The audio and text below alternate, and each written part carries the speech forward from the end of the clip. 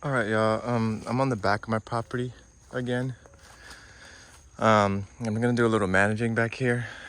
Um, I the rains have started, and if I'm, last year, I remember this being, and you can see it's definitely a low spot here. Somewhat of a seasonal pond last year, and I'm actually interested in managing this area to sort of reinforce this seasonal pond. Um, I'm curious to see what kind of wildlife it attracts now that have a space back here cleared out for me to walk through.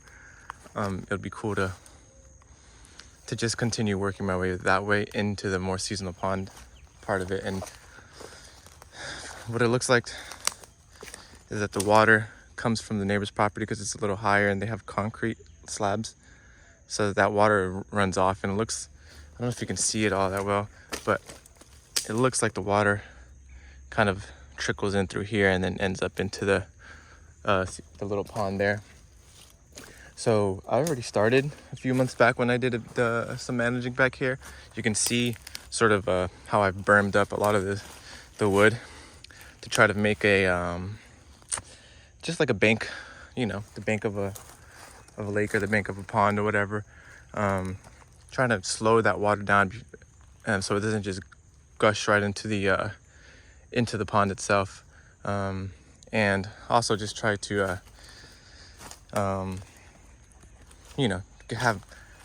have a lot of wood here so that it can just decompose over time. And since this seems to be the higher point, and obviously the water falls into there, I'd like to see how this area responds to this summer. I'm curious in planting this place out, obviously, because the microclimate advantage here is amazing. So, but I'm hesitant to do it like right now because I just don't know how this area interacts with the rainy season. So I don't want to, start coming out here and planting cool things just for it to get flooded out or something. So I kind of just want to do some managing, build up the soil, and build up sort of the berm of this lake up, or not a lake, it's a little seasonal pond.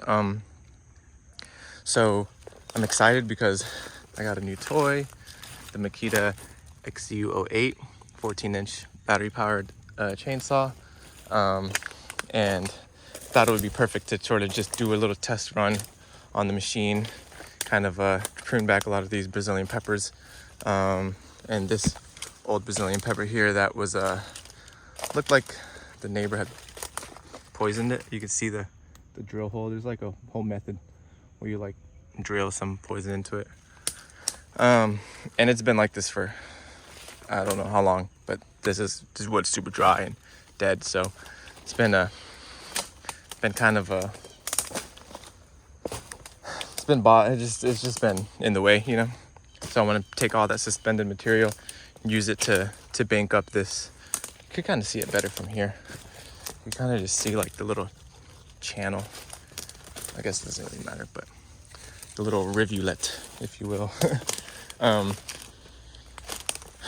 Make that little dam right here, and just make my access a little easier, because I'm very curious about this place here. I really like it back here. Some early acacias. You can see Mother Nature had her own agroforestry thing going on. So, now all I have to do is just manage them, use that biomass effectively. But anyway, getting ahead of myself. Yeah, just trying to open this area up a little bit more, while at the same time building up the organic matter on the sort of like a riparian project, like a riparian restoration effort. That's kind of the vibe that I'm going with back here. So a lot of these acacia logs also will get chopped up and bermed up. So yeah, I'm gonna bust out the new Makita, see how that does, and report back. All right, so a lot of the work is done. I knocked out a bit in the morning, and I had to do some errands and came back this evening to finish up. And yeah, you can see the beginnings of the dams here. There's one dam and here's another one. And the bulk of the job was cleaning up the old dead Brazilian pepper. So now I have lots of access. And the other goal was to, get these chunky pieces that are very awkward and to walk around in. Like, it's very hard to walk out here with just sand, like shoes and sandals, whatever. I always have to have these big boots. So we're trying to utilize all these chunky bits and putting them effectively in effective location and a very strategic location so that they are utilized to their almost potential, So yeah, I did the trial run of the Makita, and I gotta say, this thing is a champion. I really liked the top handle aspect of it. It's very light, so I can use it with one hand, so I can cut a lot of these pieces while holding it at the same time. I really like that it doesn't idle like a gas saw, so I can, cut a few pieces, drop the saw, it'll be off because it just it doesn't idle, right? So you use it, and then when you stop, it stops. Pretty awesome.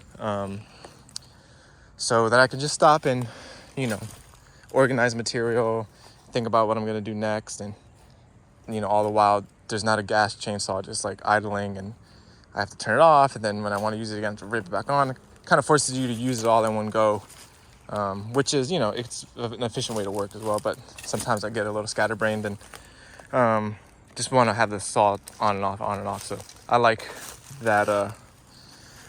I like that aspect of the Makita. So a big props to the Makita. I really like it so far. But yeah, I mean, that's the ultimate end result of what I'm going for. It's doesn't look like much. It just looks like a bunch of sticks piled up, but that's the magic.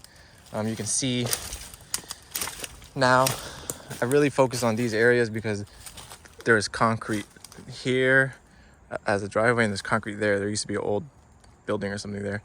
So this is where I'm gonna get the most runoff, like I said. So I really want to stop the erosion from happening, because you can see the soil here is very nice.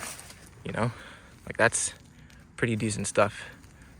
And you can see it's already, a lot of it will wash into the pit, into the seasonal pond over the years. So this will help reinforce it, and it'll also help, like I said, clean up the walking space and potential planting space in the future. So getting all this chunky stuff, putting it there so it'll have a really good use. And that's one of the concepts of Centropic as well. You focus material in one location as opposed to scattering it around, and with that focus you get more return. More biological processes happen, more water retention. Just get a bigger return on your investment, which is some elbow grease. But yeah, this is how it turned out. I really like the saw. I can't wait to continue to keep working back here. I think this is, I'm hoping that this stays dry, relatively dry for the most part of the year, and that holds that water there. I feel like this would be a perfect place to plant. So I'm gonna just be managing mostly this year. I won't be focusing too much on trying to plant, because I really want to see with my own eyes what the deal is for the rainy season, since I haven't been back here during the rainy season yet. So you can see those earleaf acacia logs are out of here. They weren't really doing much. They were just being exposed to the sun, drying out, and a lot of these Brazilian pepper logs that were big are down there now as well. So that's kind of the main concept of sort of the more long-term forestry side of things that I personally love to do. It's honestly a pleasure of mine to be doing this kind of stuff. It's just, this is what really fuels me, honestly. I love seeing this kind of stuff pan out over the over time, you know. So yeah, that's about it. I'm gonna keep trying my hardest to work out here, and do some things like, you know, prune back more of the Brazilian peppers and the earlifications, open up more sunlight, get more airflow in here, and get more of that biomass on the ground, and try to retain a lot of that moisture. But yeah, that's about it. Got a little bit more to do in terms of finishing up these dams. Oh yeah, I just wanted to quickly mention the way I go about making these dams is I get the heaviest material, the thicker chunks, down first as a base, and then I sort of cram in the smaller stuff as I go, and all that cramming sort of holds it in place, so that it doesn't just wash away, which I don't think will happen. You know, we're in Florida, we don't have much elevation drop, so sure we'll be fine. But that's just the general way I do my sort of beaver dam method, whether it's like I'm reinforcing the edges of the beds, or I'm reinforcing, you know, or I'm just making little dams in more of a forestry context. But anyways, that's about it. Oh yeah, one more thing is, another reason why I wanted to do this is because if worst comes to worst, not if worst comes to worst, this is more likely to get water, it looks to me. So I'd like these logs to get, you know, waterlogged if possible, and they might just hang out in the seasonal pond for a few months, and so they'll really absorb a lot of that moisture. So if it looks, from what it looks like to me, it looks like it's higher point here and then it drops off here. So I would imagine that the water line is somewhere around here. Maybe, I don't know. I'm not sure, actually. I've never been back here, like I said, but either way, it's gonna be more wet and humid down here anyway. So I really want those chunky big logs to get some moisture and really hold that moisture so that they can decompose nicely. So that's it.